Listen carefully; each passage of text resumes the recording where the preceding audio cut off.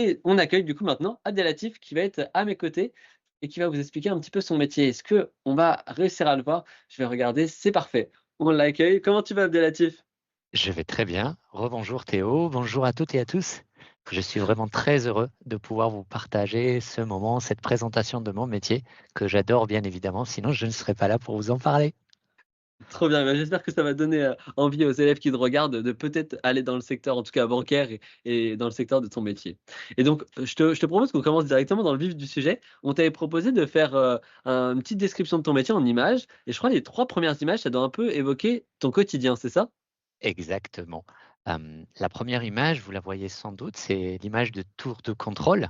Donc dans mon métier, en termes de gestion de risque, l'image de tour de contrôle, pourquoi? Parce qu'il faut avoir une vision 360, il faut voir un peu tous les flux, tout ce qui se passe, capter tout ce qui se passe pour pouvoir identifier là où il y a du risque et pouvoir le gérer. Donc ça, c'est très important de pouvoir identifier là où il y a du risque.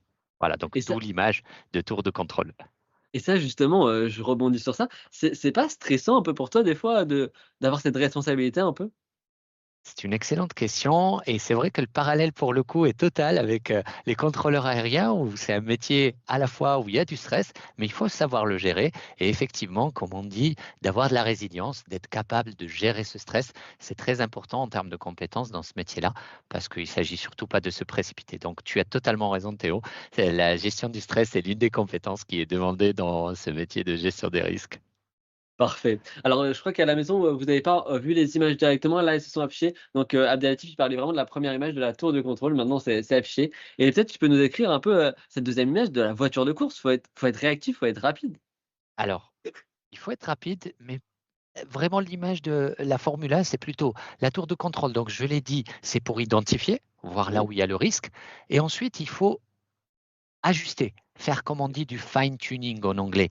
Donc, il faut être constamment en train de régler la machine pour qu'elle donne le meilleur d'elle-même, d'où l'image de la Formule 1. Donc, il y a la machine, les outils que l'on peut avoir, et il y a le pilote, tout l'équipage qu'il peut y avoir dedans. Là, pour la Formule 1, c'est une seule personne, mais bien sûr, au niveau de la banque, ce sont un ensemble d'équipes, les équipes qui sont en face des clients, les équipes, on va dire, support, qui viennent appuyer ces personnes qui sont face aux clients. Et c'est l'ensemble qui fait une belle Formule 1 qui va vite, qui est performante, tout en garantissant la sécurité. Puisque vous l'avez vu, il y a peu d'accidents. Malheureusement, il y en a de temps en temps et le risque zéro n'existe pas. C'est une utopie. En revanche, il y a peu d'accidents dans la Formule 1 et il y a peu d'accidents dans le secteur bancaire. On maîtrise bien nos risques. Donc, toute cette image de la Formule 1 et du réglage permanent, de la correction permanente. Et justement, quand tu parles, des risques, concrètement pour les élèves, qui nous regardent, ça peut être quoi, les risques, auxquels tu peux être confronté, des pertes de données, des pertes, qu'est-ce qui peut se passer? Merci d'avoir posé la question, Théo. On va résumer en trois grandes familles de risques. On va dire la première famille, c'est le risque de crédit. Je te prête de l'argent, il y a le risque que tu ne me le rembourses pas. OK. Pas parce que tu ne veux pas, mais parce qu'il peut y avoir des événements de vie. Le deuxième risque, il est inhérent à toute la réglementation. La réglementation, c'est quand on dit, par exemple, pour la nourriture, il ne faut pas qu'il y ait plus de temps de phosphate dans tel aliment ou il ne faut pas qu'il y ait niveau de cadmium dans tel aliment. C'est exactement la même chose pour la banque. Il faut savoir que les métiers de la banque, c'est très réglementé. Et donc, c'est la capacité à être conforme à ces réglementations. Donc ça, c'est le deuxième risque, c'est de ne pas être conforme. Et le troisième risque, on appelle ça les risques opérationnels. Vous vous levez le matin, vous sortez de chez vous, vous prenez le bus, vous pouvez avoir un accident, ce que je ne vous souhaite pas, c'est un risque opérationnel. Opérationnel parce que c'est tout le cycle de production. Je vois des clients, j'ouvre une agence, je fais des opérations sur un outil informatique et tout ça comporte des moments de fragilité, des moments d'erreur. Je vais illustrer ça. J'ouvre un dossier d'un client, je le laisse ouvert. Il y a un deuxième client qui rentre à l'agence, j'ouvre un deuxième dossier, et ainsi de suite pendant 10 clients. Au bout d'un moment, j'ai 10 dossiers d'ouvert. Le 11e client qui rentre, au lieu de faire l'opération, imaginons par exemple, il veut débiter son compte pour envoyer un virement. Mmh. Au lieu de débiter son compte, je vais débiter le compte d'un autre client. C'est une erreur de la banque, elle va devoir rembourser, elle ne saura pas forcément retrouver le vrai client qu'il fallait débiter, donc c'est une perte financière pour la banque et c'est du risque opérationnel. Donc, trois familles de risques. OK. Et tu as raison, Théo, juste pour conclure, et je ne serai pas long, tu as cité quelque chose qui est finalement pas si nouveau que ça, mais qui s'intensifie, c'est toute la partie gestion des données, toute la Mhm. partie cybersécurité qui a pris de l'ampleur depuis 2019 et qui ne cesse de monter de manière exponentielle. Et c'est un risque aussi que l'on a intégré et que l'on gère avec de nouveaux outils, de nouvelles méthodes. Donc si je résume, c'est très large et c'est l'intérêt, c'est que ça donne une diversité de métiers, une diversité de visions. Euh, on ne dirait pas comme ça de l'extérieur, on a plutôt la vision du banquier guindé avec son costard cravate et en fait c'est un métier très varié.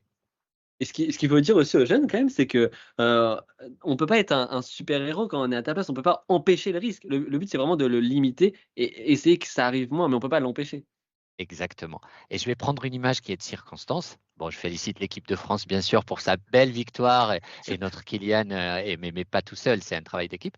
Euh, Donc, c'est exactement la même image, c'est-à-dire que moi, avec mon équipe, on est les gardiens de but. Et avant nous, il y a les attaquants, il y a les milieux de terrain, il y a les défenseurs, c'est toutes les équipes. Et c'est l'addition de tous ces talents, de toutes ces forces qui fait qu'à la fin, on réduit le risque à son minimum. Mais tu as raison, Théo, c'est utopiste de penser que on va atteindre un niveau de risque zéro. On essaye d'y tendre, on le réduit au maximum, mais c'est vraiment difficile d'atteindre le risque zéro. Et d'où l'idée du bouclier, de l'image du bouclier, qui est la troisième image, c'est cette question d'être protecteur. C'est un peu la vigie sur le rempart, si je fais référence à une série que certains peut-être connaissent. C'est aussi l'image de la cybersécurité, tout ce qui est euh, logiciel de protection. Et finalement, la meilleure protection, c'est l'addition de tout ça.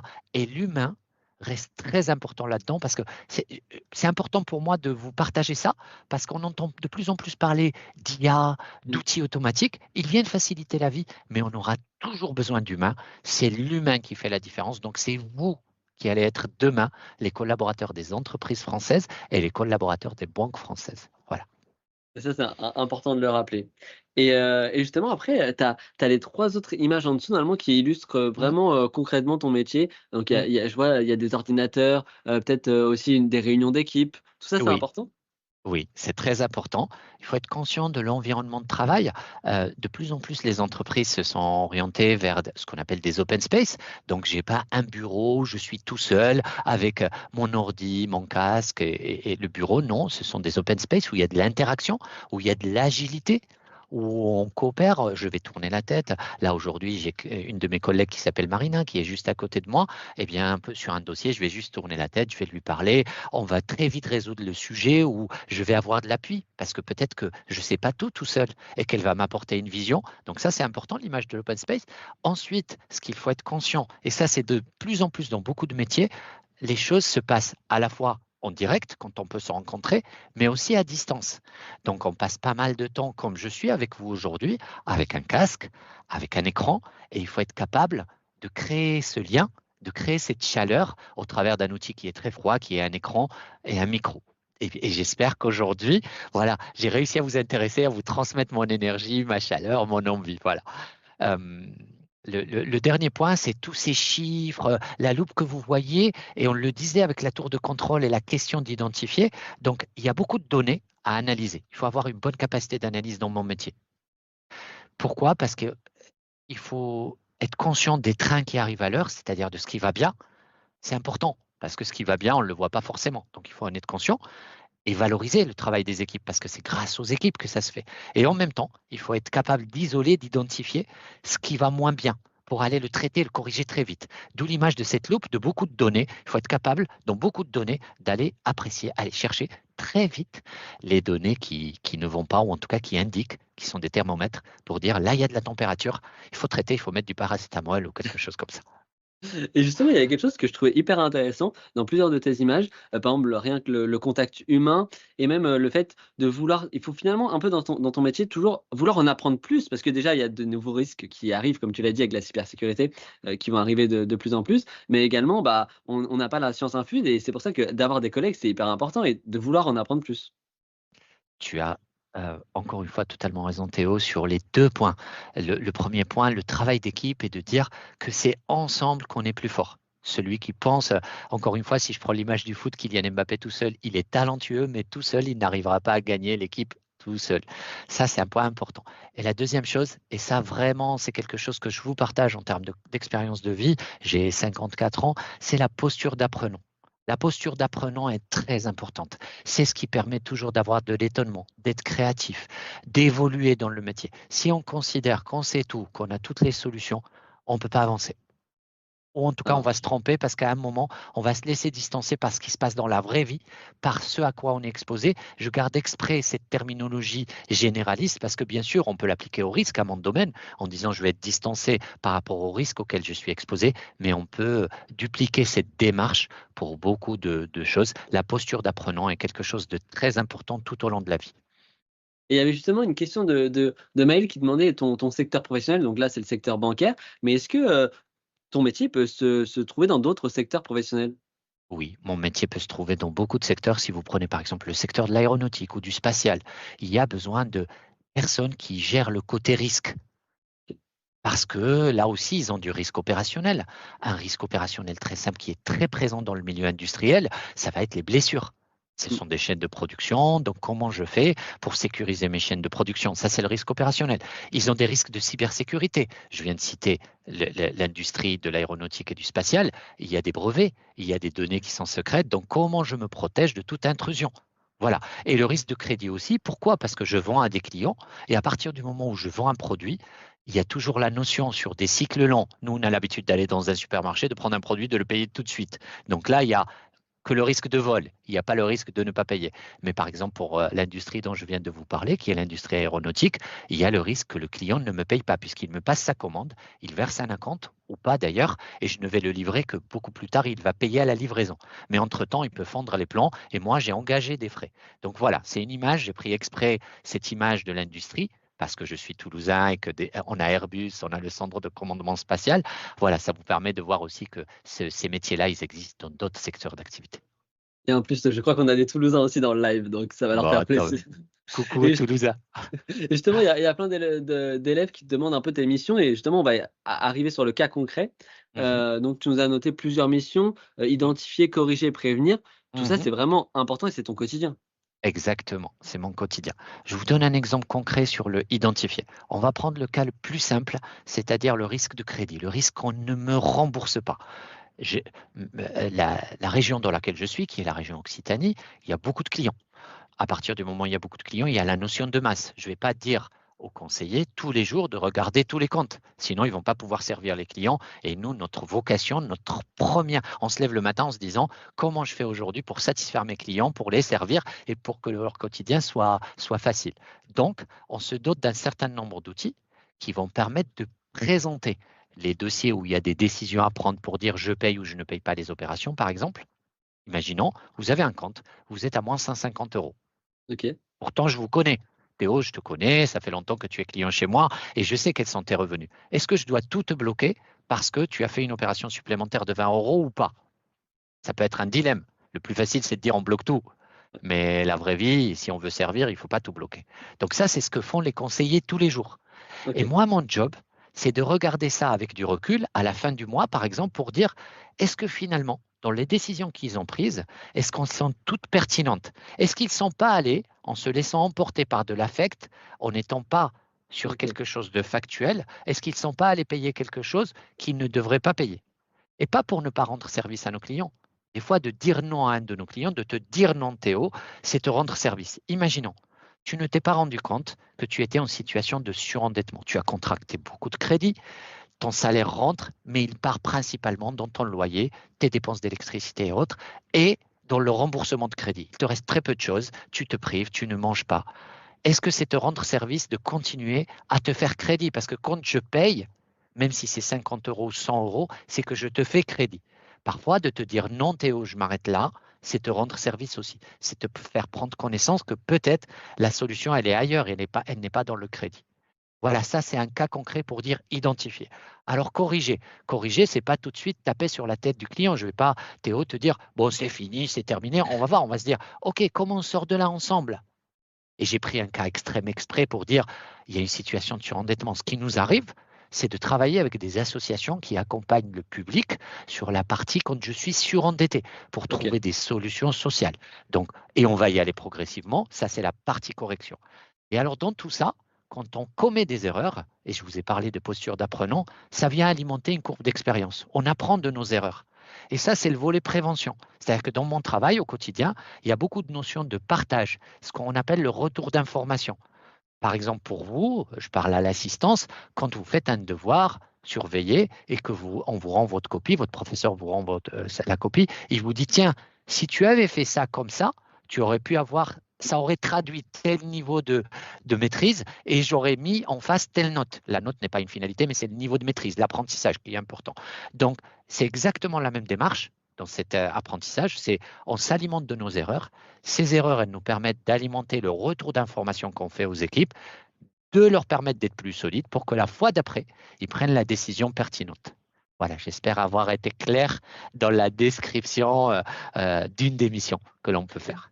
Mais ça veut dire que du coup, tu peux être aussi toi en contact avec les clients directement ou alors tu vas plutôt passer par les agences bancaires qui vont se charger de relationner avec les Moi, je clients? suis principalement, mais la majorité du temps, et mon équipe aussi, en lien avec les agences. On, OK, on les appelle nos business partners. OK. Mais ça m'arrive de temps en temps d'avoir des contacts clients. Par exemple, dernièrement, sur un de nos clients, il y avait une question de ce qu'on appelle en anglais de la compliance, la conformité. Je vous ai parlé de réglementation. Mmh. Le client ne comprenait pas très bien ce que lui demandait la banque. Parce que parfois, dans ce qu'on demande, nos clients, vous, public, vous le vivez mal. Vous vous dites, c'est intrusif. Pourquoi ils me demandent ça? Ce n'est pas leur problème. C'est mon argent. C'est toutes ces questions-là. Et donc, je suis venu en appui du conseiller qui était en charge de la relation, et on a eu un échange tous les deux avec le client pour pouvoir réexpliquer, poser le sujet, permettre une meilleure compréhension. Finalement, quand on se parle, on se comprend mieux. Quand on se comprend mieux, on arrive mieux à avancer ensemble. Donc, il m'arrive de temps en temps aussi d'avoir contact avec les clients, mais c'est principalement dans mon métier du contact interne. Et Théo, ça me permet aussi de dire, ces métiers-là vont être des métiers de deuxième temps. Il faut avoir une première expérience OK. face aux clients, en gestion commerciale pour avoir un peu de courbe d'expérience avant d'aller sur des métiers comme le mien, parce que ça permet, encore une fois, d'avoir, comme on dit, roulé sa bosse. C'est une vieille expression de boomer, et, et de pouvoir ne pas se faire avoir sur certains moments par rapport à certains risques. Et justement, on va parler de ton parcours juste après, c'est intéressant. Mais dans les solutions, tu parlais que c'était un métier humain, donc tu penses qu'il faut avoir un peu d'empathie pour faire ton métier quand même? C'est important l'empathie. Je vous donne un exemple concret. Imaginons un collaborateur de la banque donc, qui a commis une erreur et la banque se retrouve à perdre de l'argent. Il y a ce vécu, il y a cette émotion très forte pour le collaborateur parce que on est tous fait pareil, on va culpabiliser, on va stresser parce qu'on va se dire est-ce que je vais me faire virer, est-ce que je vais avoir un avertissement, qu'est-ce qui va se passer? Donc c'est important, si on veut que la personne apprenne, d'être dans un échange empathique. Voilà, c'est-à-dire de prendre en charge cette émotion, de la prendre en compte et de comprendre que c'est stressant, qu'on passe par des phases qui sont de forte émotion. Et ensuite, on peut alimenter la courbe d'expérience. Donc le droit à l'erreur existe et ça alimente aussi l'empathie. La répétition, en revanche, c'est plus une erreur. Ça aussi, il faut savoir dans mon métier être exigeant, être intransigeant quand il y a de la répétition. La même personne qui fait la même chose plusieurs fois, ça, c'est difficile à admettre parce que ce n'est plus de l'erreur. Et là, pour le coup, c'est plus de l'empathie, c'est simplement de l'équité par rapport aux autres qui, eux, respectent les règles, s'engagent, délivrent au quotidien, font ce qu'il faut. Et voilà, il faut aussi assurer l'équité Oui. parce que sinon, après, plus personne ne se reconnaît dans le système. Surtout quand on parle de sécurisation comme ton métier, il faut quand même être intransigeant et respecter les règles pour tout le monde. Sinon, ça n'irait pas, plus Il faut globalement, être quoi. équitable. Et Ouais. tu auras remarqué, Théo, je n'utilise pas le mot de justice. Oui, c'est Juste, vrai. juste, rien à voir. La justice, je la laisse à part. Dans mon métier, ce qui est important, c'est d'assurer l'équité, assurer le même traitement à tout le monde. Il y a des règles, il y a un cadre, tout le monde doit le respecter et tout le monde doit être traité de la même manière. OK. Voilà. Et justement, les élèves sont très pressés de voir un petit peu ton parcours et posent pas mal de questions sur ça. Donc, pour parler de ton parcours un peu, toi, tu as fait une, 3e au Maroc, c'est ça? Exactement. Moi, je suis marocain de naissance, de nationalité. J'ai acquis la nationalité plus tard. Je suis un vrai migrant de première génération. En revanche, j'ai pas galéré. J'ai pas migré comme on peut le voir dans certains documentaires où il y a des gens, malheureusement, qui sont obligés de passer par des passeurs et tout. J'ai migré vraiment en demandant un visa étudiant et en arrivant en France. Mais j'ai fait mon parcours jusqu'au bac au Maroc OK. et j'avais choisi au Maroc. Alors, je crois qu'aujourd'hui, on appelle ça peut-être STMG. Ouais. Les c'est filières essentiellement. technologiques, ouais. Exactement. Au Maroc, c'était très valorisé à mon époque. Ok. C'est-à-dire que c'était vraiment une filière sélective. Et donc, je suis allé vers cette filière-là parce que ça m'attirait, le challenge, et de me dire, tiens, c'est sélectif, donc je vais aller voir ce que ça donne. Euh, Ensuite, j'ai enchaîné après le bac sur une école. J'ai fait 1 an dans une école informatique au Maroc. Ok. Et ensuite, je suis venu en France, à Toulouse, pour intégrer une classe préparatoire pour préparer les concours des écoles de commerce. Ok. Et ensuite, j'ai intégré une école de commerce à Grenoble, voilà, Ok. où j'ai fait mon parcours avec une spécialisation en 3e année, finance et comptabilité. Ok. Mais du coup, tes premières années, tu n'étais pas spécialisé dans la finance automatiquement. Non, c'était un socle commun. C'est l'avantage des formations en France, c'est que même si on choisit des spécialisations, il reste des troncs communs, et notamment dans ces filières-là qui peuvent être soit universitaires, soit dans des écoles de commerce, puisque aussi on a d'excellentes universités. Je peux citer Dauphine, je peux citer TSM à Toulouse, voilà. Et pour le coup, ces filières-là, elles donnent un tronc commun qui permet d'avoir un certain nombre de compétences théoriques, et on peut choisir une spécialisation pour dire, mais moi, ce qui m'en kiffe, c'est ça, j'aimerais travailler dans ça, en tout cas au moment où je me projette. Donc pour le coup, voilà, socle commun plus spécialisation au moment où on doit choisir en 3e année. Euh, et après l'école, donc j'enchaîne sur des métiers de commerce pur, c'est-à-dire que Ok. je commence dans la grande distribution, dans un groupe qui va vous parler plus pour la partie alimentaire humaine, le groupe Mars, quand vous prenez les glaces Mars, voilà. Et moi, j'étais dans la partie alimentation animale, tout ce Ok. qui est croquettes pour chiens, pour chats. Voilà. Ok. Ils en Donc, je font aussi, commence. du coup. Ils en font aussi. Vous connaissez Ok. Whiskas peut-être comme Oui. marque, voilà, entre autres. Voilà. Donc, j'ai commencé dans ce secteur, le secteur de la grande distribution, où les relations commerciales, c'est une excellente école pour se former. C'est très exigeant aussi. Euh, Ensuite, j'ai eu envie de changer. Je suis resté toujours dans le commerce. Je suis parti dans le domaine du bâtiment, mais toujours dans la distribution de produits et Ok. toujours dans ce qu'on appelle le B2B, le business to business. C'est-à-dire que je ne vends pas à un particulier, je vends à une entreprise. Donc, pour le groupe Mars, les supermarchés, c'était mes clients. Pour cette entreprise qui s'appelle Ilti, ça vend de l'outillage et Ok. ça vend aussi des solutions de fixation, par exemple les chevilles qu'on peut planter dans le mur. Donc là aussi, mes clients, c'était des maçons, c'était des menuisiers. Voilà. Il fallait s'adapter. Il fallait s'adapter. Et on développe les compétences de contact, de comment gérer un fonds de commerce, une relation commerciale, comment gérer sa remise. Parce que voilà, on a des objectifs en termes de chiffre d'affaires et ainsi de suite. Donc ça, c'est la première partie, on va dire, les 5 premières années de ma vie professionnelle. Et ensuite, j'ai rejoint la banque. Et là, peut-être que certains d'entre vous se disent, mais attends, il commence en commerce, ce garçon.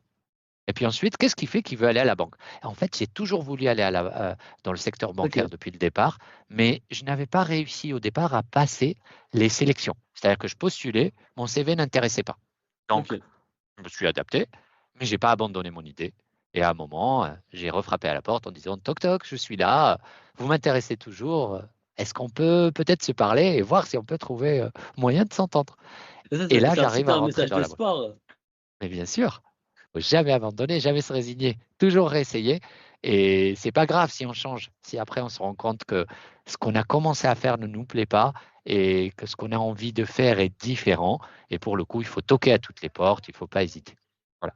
Donc, pour le coup, j'intègre le secteur bancaire.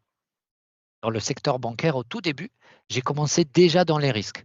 C'est-à-dire Ok. que j'analysais les dossiers pour dire est-ce que, de manière indépendante, dans le système bancaire, en fait, quand un crédit est demandé, à aujourd'hui, pour faire très court, soit il y a un algorithme mathématique qui, en se basant sur des données que l'on a sur le client, sur toi, Théo, par exemple, va dire, OK, Théo, par rapport à ce que je sais, on peut y aller les yeux fermés, on Ok. peut lui donner accès jusqu'à, imaginons, 100 000 euros de crédit sans problème.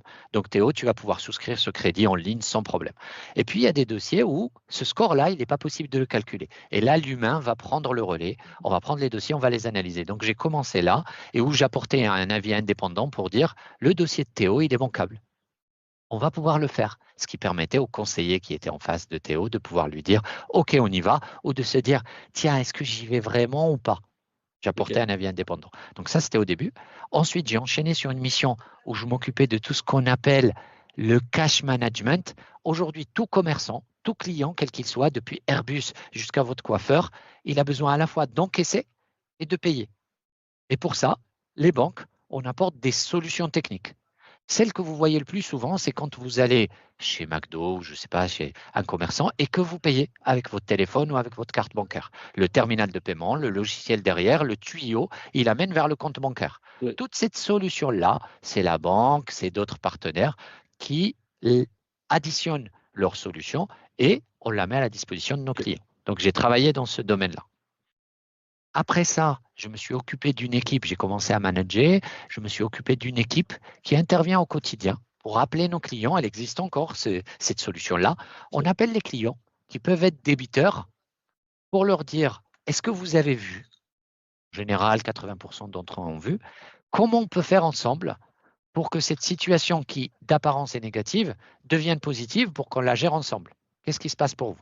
Donc, je gérais cette équipe-là qui avait un certain nombre de clients à contacter tous les jours pour trouver ces solutions, pour accompagner ce moment peut-être un petit peu difficile, un petit peu sensible. Après ça, j'ai géré un projet qui était un projet où, vous savez, on se questionne toujours dans les grandes entreprises pour se dire, est-ce que mon organisation est adaptée? Est-ce qu'elle est optimum? Est-ce qu'elle répond toujours aux besoins? Un peu de Est-ce l'audit qu'elle finalement, évolue? ouais. Alors, oui, c'est une analyse en tout cas systémique. Et donc, j'ai participé à un projet pour centraliser un certain nombre de services pour pouvoir être plus efficace dans la solution qu'on apportait en interne. Voilà. Ok. Après ça, je suis allé à nouveau au niveau commerce. J'ai géré un certain nombre d'agences, c'est-à-dire qu'il y avait les directeurs et directrices d'agences. Et moi, j'étais le manager de ces directeurs et directrices d'agences qui eux-mêmes avaient des équipes dans À leur gérer. périmètre de responsabilité. Donc, j'ai géré des managers. Et après cette gestion de manager, j'ai pris un rôle, c'est-à-dire les personnes qui sont dans mon équipe. Moi, en tant que directeur de risque, j'ai des personnes dans mon équipe qui analysent des risques, qui m'appuient pour qu'on puisse faire ces missions dont je vous ai parlé au départ. Donc, c'est là où j'arrive à ce métier-là. Donc, j'assume ce rôle des personnes aujourd'hui qui sont dans mon équipe. Et ensuite, on me confie, la banque m'a confié la direction de cette équipe. Et pour le moment, je suis dans la direction de cette équipe, donc je suis le directeur régional des risques. Il y a eu un grand Voilà pour le parcours parcours. et vraiment pas mal d'évolution, donc c'est super vraiment bien. Donc on peut évoluer tout au long, c'est pas parce qu'on choisit un métier au début qu'on peut pas évoluer. C'est important de le rappeler aussi. Exactement, Théo. Et si tu me permets, ce que je voudrais, juste sur quoi je voudrais insister, c'est qu'aujourd'hui, une banque, les métiers qu'elle offre, vraiment, on peut avoir plein de métiers. Ça va depuis le marketing, la RH, la finance. Un grand groupe comme BNP Paribas, c'est toute cette diversité de métiers, de l'immobilier. Mais pas de l'immobilier juste de vendre, c'est-à-dire de la gestion immobilière. C'est-à-dire des gens qui se disent, mais moi, ce que j'aime, c'est gérer des locaux, c'est m'assurer que ces locaux, ils sont bien Il entretenus. rapporte Ça bien. existe, ce métier, dans la banque. Donc, il y a une diversité de métiers où beaucoup de personnes peuvent trouver leur bonheur à partir du moment où ils se reconnaissent dans le salariat. Parce que je sais que votre génération et la génération à venir, vous aimez aussi beaucoup l'entrepreneuriat et c'est OK avec ça. Et c'est génial d'avoir une génération d'entrepreneurs. Exactement et c'est pour ça qu'il faut vraiment, se questionner dès maintenant, que surtout quand on a beaucoup d'élèves en seconde, il faut qu'ils se questionnent dès maintenant sur est-ce qu'ils préfèrent travailler en équipe, tout seul, comment ils gèrent aussi la hiérarchisation parce que dans les grandes entreprises, on peut être hiérarchisé. Est-ce que ça les rassure d'avoir quelqu'un au-dessus? Enfin, c'est toutes ces questions à poser et justement, on a plein de petites questions, sur le chat. On a pas mal de personnes qui nous demandent, il faut être à l'aise dans quelle matière à peu près? Moi, je pense qu'il faut être un peu à l'aise partout, surtout en maths peut-être, non? Alors, euh, franchement, pas forcément. Euh, à aujourd'hui, l'avantage, les solutions techniques aident beaucoup sur ce qu'à l'époque, par exemple, si je prends la partie comptable, le bilan d'une entreprise, Mmh. c'est-à-dire les chiffres qui disent voilà de quoi est constitué ton chiffre d'affaires, voilà comment tu crées de la richesse. Une fois que tu as créé cette richesse, voilà où ça va. Tout ce côté-là où avant il fallait être capable de le calculer, aujourd'hui il n'est plus nécessaire de le calculer. En revanche, parce que les outils le font, ce qui est important, c'est de savoir l'interpréter. C'est de comprendre ce que ça veut dire, ce que ça révèle. Donc c'est plutôt la capacité d'analyse, la réactivité, la résilience, le quotient émotionnel, la capacité à comment dire, à travailler en Comprendre, équipe. intégrer, ouais. Exactement. Capacité d'analyse, ça c'est comprendre, analyser, intégrer. Le quotient émotionnel, c'est, comme on l'a dit tout à l'heure, la capacité à être empathique, c'est-à-dire on peut être sur des sujets très durs, très sérieux, mais en même temps les traiter de manière humaine. Voilà, la capacité à travailler en équipe, la résilience, parce que, comme je l'ai dit, les grosses entreprises, les petites aussi, c'est de l'adaptation constante. Et qui dit adaptation, ça veut dire un environnement qui change. Donc, si moi, ce qui est important pour moi, c'est d'avoir toujours les mêmes murs autour de moi, le même environnement très stable, les mêmes outils très stables, peut-être que pour le coup, ça va être un peu difficile pour moi et peut-être que ce n'est pas le bon truc. Pourquoi je dis ça comme ça, Théo? Parce que par rapport à la question que tu me posais, qui est la compétence théorique, à partir du moment où en France, on accède à l'enseignement supérieur, licence ou master, ça veut dire qu'on valide déjà un niveau théorique. Et dans la banque, on commence à recruter au niveau licence. Ok, bac+3. Donc, le niveau de licence veut dire, OK, j'ai la capacité de comprendre, d'intégrer théoriquement un certain nombre de sujets. Donc, la différence, elle va se jouer sur ce que je suis, sur ma capacité à m'adapter, ma capacité à travailler en équipe et ma capacité à apprendre. L'avantage dans les grands groupes, c'est qu'on vous forme tout au long de votre vie professionnelle. On ne vous laisse pas tout seul en vous disant, bah, t'as qu'à évoluer tout seul, t'as qu'à te former tout seul. Non, on va vous former constamment aux outils, aux organisations. Donc ça, c'est très important aussi. Et justement, c'est ce que tu reprends dans ce que tu aimes le plus et ce que tu aimes, le moins. Dans ce que tu aimes le plus, tu adores la diversité et tu adores les interactions. C'est aussi ça qu'il faut comprendre, c'est qu'on aime apprendre, on aime en savoir plus et cette capacité d'analyse, elle se ressent dans ce que tu aimes le plus.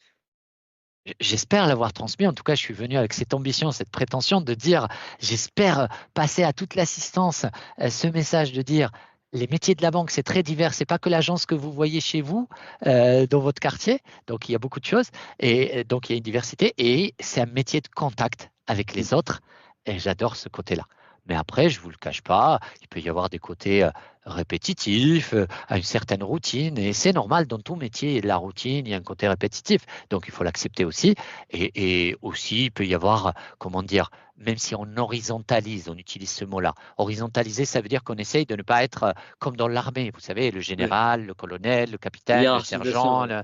Voilà, on essaye d'écraser tout ça, d'avoir quelque chose de très horizontal, de très accessible de plus en plus. Mais malgré tout, les grands groupes, il y a quand même un petit peu de ligne. Donc, ce qui fait que ça peut venir rajouter un peu de rigidité dans le système. Ça peut être aussi quelque chose à avoir en tête en se disant, OK, c'est quelque chose que je dois accepter parce qu'à côté, ça m'apporte ceci, cela, cela, et voilà, on fait son plus et son moins.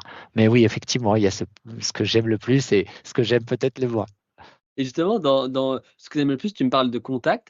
Il y a pas mal d'élèves qui nous demandent si tu dois parler plusieurs langues. Est-ce que l'anglais, il est primordial? Est-ce qu'il faut qu'ils apprennent l'anglais dès maintenant? Comment ça se passe avec les langues étrangères? Alors, quand on choisit un groupe comme BNP Paribas et qu'on a de l'ambition, il vaut mieux parler au moins à minima l'anglais, à OK. minima.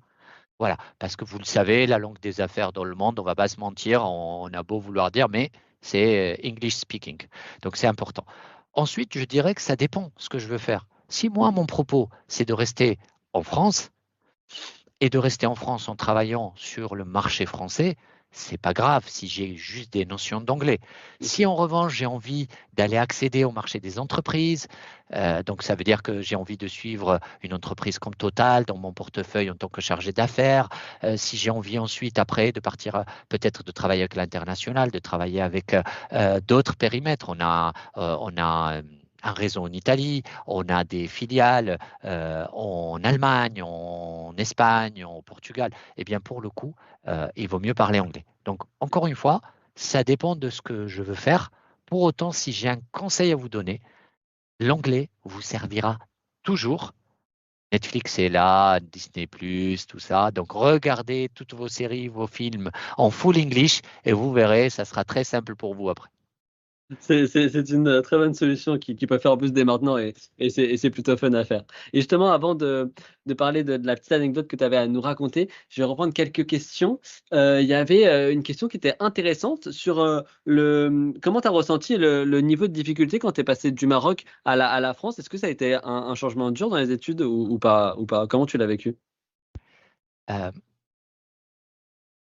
Ça a été un changement, oui, dur, franchement. Je m'en suis rendu compte qu'après. Sur le moment, non. OK. Voilà. Mais je te parle, Théo, avec mon âge de 54 ans et maintenant. Donc, tu sais, je refais le match. Donc, c'est important de l'avoir comme ça. Pourquoi, finalement, je dis ça a été dur sur le moment alors que je ne l'ai pas senti au moment où j'étais? Parce que quand on est jeune, de toute manière, on est enthousiaste, on a plein d'énergie, on ne voit pas les choses de la bonne manière, de la même manière. Et pas on les voit de la bonne manière, mais pas de la même manière. Euh, Quand je suis arrivé, en fait, c'était un choix. Et donc, pour le coup, je l'ai bien vécu. Ce qui a été difficile, c'est d'abord la classe préparatoire parce que c'est exigeant. Donc déjà un message, il y a plein de chemins pour arriver au même endroit. Ça, c'est important de le Voilà. rappeler. Il ne faut Ouais. pas se dire juste, ah oui, il n'y a que les classes prépa pour arriver dans les grandes écoles et il n'y a que les grandes écoles. Il y a plein de chemins pour arriver au même endroit. Donc ça, c'est super important de le garder en tête. Et à vous de choisir celui qui correspond le mieux à votre tempérament, à votre manière, méthode de travailler. Mais la classe prépa, c'était dur. Pourquoi? Parce que c'est un rythme, c'est beaucoup de travail. Je peux raconter plein de soirées où je suis resté jusqu'à 2 heures, 3 heures du matin pour rendre une disserte d'économie. Les premières notes en philo ou en français, ma première note en philo, c'était zéro. Le premier devoir en Zéro. philo en classe prépa, c'était zéro. Il faut garder Voilà. espoir malgré tout ça et c'est dur. Et ben, en fait, on se dit, qu'est-ce que je fais? Et vous savez que dans les classes prépa, il y a des calls le soir. Ce qu'ils appellent les calls, c'est on rencontre le prof, soit d'éco, soit de maths, soit de français ou de philo. Il pose un problème ou un sujet. On a 20 minutes. C'est 20 minutes, 10 minutes on prépare, 10 minutes on présente. Donc, et on est noté. Donc, ça veut dire que c'est comme les sportifs de haut niveau avec les statistiques. Combien j'ai fait de passes, combien j'ai arrêté de ballon, combien j'ai marqué de buts. Ben, c'est exactement la même chose et c'est constamment. Donc, il y a le stress qui est dû à tout ça. Donc ça, c'était la partie étude. Et ensuite, il y a la partie culturelle. Parce que même si c'était un choix, j'ai choisi. Personne ne m'a obligé de venir en France. Donc ça, c'est important de l'avoir en tête. Pour autant, eh bien, c'est une culture différente, c'est une manière de faire différente, les codes de fonctionnement sont différents. Et l'occasion m'est donnée de faire le parallèle, c'est exactement la même chose dans les entreprises. Ce qu'on vous demande à vous quand vous commencez à faire vos premiers stages, je ne vais pas encore parler de l'emploi parce que certains d'entre vous vont probablement peut-être pousser jusqu'au master. Pour beaucoup d'entre vous, ils vont pousser jusqu'à la licence. Et ce qu'on vous demande au départ, au moment des stages, c'est d'avoir les bons codes. Donc, c'est important de s'intéresser aux codes, de se dire, tiens, comment ça fonctionne une entreprise? Et quel est le minimum vital, sur quoi je ne dois pas me tromper. Et ça, très souvent, de vous mettre en contact avec des mentors. Vous savez, il y a beaucoup d'associations, beaucoup de gens qui s'impliquent dans le mentorat et ça vous permet d'avoir accès à l'information de manière très facile. Donc voilà, au travers du témoignage, je me permets ces quelques messages. J'espère que ce sont des tips qui vont vous servir et voilà, je vous les communique avec plaisir. Et donc, il a fallu s'adapter aussi culturellement. Et pour ces deux raisons, c'était un peu compliqué, un peu difficile. Et puis, bien sûr, il y a le côté économique qu'il ne faut pas négliger. Aujourd'hui, on ne va pas se mentir, en France, il y a, je crois, la stat, c'est que presque un étudiant sur deux qui ne fait pas 3 repas par jour Mm. parce que le budget est un peu serré. Donc, il y a le côté économique qui se rajoute aussi. Quand les sportifs de haut niveau, ils sont bien nourris, ils sont bien accompagnés, ils ont des massages, tout va bien. Donc, c'est normal qu'ils soient performants. Ben, vous tombez dans des divisions un peu inférieures, c'est pas la même chose. Donc, je dis souvent, si je prends l'image du marathon, j'ai beaucoup de respect pour la personne qui court pendant 6 heures par rapport à celle qui court pendant 2 heures. Oui, c'est une sacrée perf de courir le marathon en 2 heures, mais total respect C'est pour encore celui qui plus court dur. en Ouais. 6 heures. Et c'est exactement la même image. Voilà. C'est vrai, tout à fait. Et il y avait aussi quelques questions, pas mal sur le salaire en début de carrière à la sortie du master. Est-ce que peut-être tu pourrais nous parler un peu du salaire auquel ils peuvent s'attendre s'ils rejoignent un type de métier, en tout cas dans le secteur de la banque? On est environ actuellement, euh, alors sachez-le, je vous dis la vérité, il y a une grille par rapport à certaines filières, par rapport à d'autres, parce que euh, on sait que certaines filières, en fait, on va aller recruter la personne, pas par rapport au métier qu'elle fait au départ, mais parce que très vite, on va la positionner sur des métiers qui sont beaucoup plus exigeants. Donc Ok, ceux-là, ils vont être en haut de la grille. Mais si je fais la moyenne, on va commencer aux alentours de 40 000 euros par ok. an, Par an. voilà, au niveau master. En net ou en brut? C'est en brut. On En parle toujours brut. en Ok. brut. Voilà. Bon, à la modération, ils vont vous faire le petit calcul en net, comme ça, pour les élèves, ce sera plus simple Et en net. après, Théo, ce qui est important, je pense aussi de communiquer, c'est que c'est aussi un point à avoir en tête quand on choisit, par exemple, une entreprise, je dirais, à taille humaine, comme on dit, une petite entreprise, par rapport à un grand groupe. Oui, ça, c'est vraiment différent. Le grand groupe, on va parler, plutôt que de rémunération, on va parler de rétribution. Ça veut dire qu'en plus du salaire, il y a un certain nombre d'autres avantages qui viennent Tout à se fait. rajouter, l'intéressement, la participation. Donc, à la fin, quand on met tout bout à bout, finalement, je gagne un peu plus que 40 000 euros, même en démarrant au départ. plus les avantages, on va dire l'enveloppe sociale que met l'entreprise à disposition pour qu'on puisse partir en vacances. Il y a peut-être qu'un certain nombre d'élèves aujourd'hui qui sont avec nous, leurs parents travaillent dans des entreprises un peu structurées et ils savent de quoi je parle, les chèques vacances, ce genre de Ouais. choses Les qui aident au CE, tout ça. quotidien. Voilà, et C'est c'est ça. important de l'avoir aussi en tête quand on Oui, fait le calcul et qu'on fait le choix. Voilà. Mais en tout exactement. Surtout cas, même quand on s'oriente, si on va plutôt être dans l'auto-entreprise, dans une entreprise, enfin, tout ça, c'est des choses à prendre en exactement. compte. Exactement. Et puis, est-ce que c'est un driver primordial pour moi ou pas? Mm. Parce que des Voilà, c'est fois, ça. beaucoup d'entre vous choisissent Mm. de faire un métier passion, quitte à Mm. gagner un tout petit peu moins. Je ne suis pas en train de dire de ne rien gagner, mais de gagner un tout petit peu moins par rapport à notre secteur qui paye mieux. Tout à fait, exactement. Et après, justement, pour l'anecdote, tu m'as cité, c'est un métier de personne froide et rigide. Ça, il y a des gens qui te le disent des fois? Dans mon entourage, oui, et souvent, voilà, je témoigne de ce que je vis dans mon entourage, hein. Je veux dire, je suis pas en train de parler d'élèves en seconde ou en troisième ou autre. Non, c'est vraiment dans mon entourage, souvent, l'image qui est véhiculée, en tout cas, ce qu'on sent en implicite quand on discute, Mm. au départ, quand les gens ne connaissent pas, c'est effectivement le banquier rigide, froid, euh, un peu picsou, avec juste tourné Exactement. vers l'argent. Et tout ce que je vous ai dit avant sur l'humain, sur toute cette responsabilité sociale et environnementale qui guide vraiment la mission de BNP Paribas. Oui, on est une entreprise libérale qui cherche à faire du profit, bien évidemment. C'est la vocation de l'entrepreneuriat. Mais en revanche, le côté humain, le côté sociétal est très important, environnemental est très important pour nous. Je vous donne un exemple. À aujourd'hui, on ne finance plus aucune mine de charbon, par exemple. Pourquoi? Ok. Parce que c'est trop important les émissions de CO2. Donc, si je reviens au métier, au cliché, froid, rigide, près des sous, c'est très éloigné quand même. Ouais, exactement. Il faut s'adapter aussi et respecter des valeurs que chaque entreprise possède. Et ça dépend des entreprises auxquelles on va. Et c'est pour ça que c'est important de se positionner sur des entreprises dont on a les mêmes valeurs, parce que sinon ça peut être compliqué pour professionnellement et pour le travail. Et C'est juste, capital ce que tu viens de dire. Et juste, Théo, par rapport à ce que tu viens de dire, il faut être conscient que quand on parle d'une entité, on dit l'entreprise. En fait, l'entreprise, ce sont des hommes et des femmes. Ça sera vous demain. C'est moi aujourd'hui avec les personnes, mes collègues. Voilà, donc ce sont des hommes et des femmes. il nous reste 2-3 minutes avant de terminer. Du coup, je vais Mhm. reprendre un petit peu les questions si vous en avez dans le chat. Je vais passer une question qui était intéressante. Est-ce que toi, ça t'est déjà arrivé, je crois que c'est Raphaël qui me demandait ça, si ça t'est déjà arrivé d'avoir une erreur dans ton métier, de faire une erreur? Ah oui, ça m'arrive encore aujourd'hui, ça m'est déjà arrivé, bien évidemment, et ça m'arrivera encore, je vous rassure. Franchement, ça serait très présomptueux de dire non, je ne vais pas commettre d'erreur, je suis en parfaite maîtrise, parce que ben, il y a de l'urgence. Il faut être conscient, c'est-à-dire que dans le boulot, il y a des choses qu'on peut anticiper, qu'on peut gérer tranquillement, et puis des fois, il y a des urgences. Et puis même sur les choses qu'on peut anticiper, euh, on peut prendre, par exemple, un prisme de lecture et partir sur une solution et une voie et se rendre compte qu'au final, c'était pas la bonne solution. Mais ce n'est qu'à la fin qu'on s'en rend compte. Et dans mon témoignage, je vous disais bien à un moment, ce sont les erreurs qui viennent alimenter la courbe d'expérience. Donc un message très fort là-dessus. N'ayez pas peur, je vous en supplie, de l'erreur. Ne cherchez pas à être parfait, mais apprenez des erreurs. Je vous cite Mandela. Mandela, il disait, je ne perds jamais. Soit j'apprends, soit je gagne. Et le côté apprenant, c'est très important. Et ça, c'est ce qu'il faut qu'ils retiennent aussi, et même au lycée, hein, s'ils ont des mauvaises notes, c'est pas, il faut pas s'effondrer. On peut toujours se relever et on apprend de nos erreurs, et c'est ça le plus important. Et les Exactement. notes, c'est pas finalement quelque chose qui va caractériser notre année scolaire. Faut juste réussir à avoir au moins le bac pour pouvoir passer aux études sup. Mais après, plus personne finalement nous demandera si on a eu une mention au bac. Il faut juste se donner à fond, avoir des passions, et ça, c'est le plus important, je pense.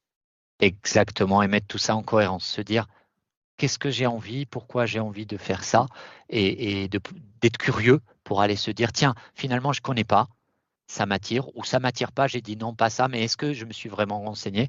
Et ce que tu disais, donc constamment cette notion de se dire la note, c'est un thermomètre, même si je sais qu'il y a Parcoursup, que c'est basé sur les notes, je suis conscient que c'est très stressant pour vous, franchement. C'est une sacrée épreuve pour vous, ce qu'on n'avait pas nous.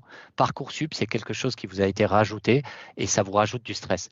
Et ma prétention, c'est de vous dire, gérer ce stress, c'est très important parce qu'un stress négatif va vous pénaliser. Une un stress positif va vous stimuler. Donc voilà, c'est pas facile, mais gardez ça en tête. Toujours donner le meilleur de soi-même. C'est ce que je me disais dans les études, toujours donner le meilleur, et comme ça, il n'y a pas de regret. C'est le plus important. C'est un beau témoignage, Théo. Merci, hein. Franchement, tu complètes bien ce que je dis à chaque fois et c'est super, c'est top.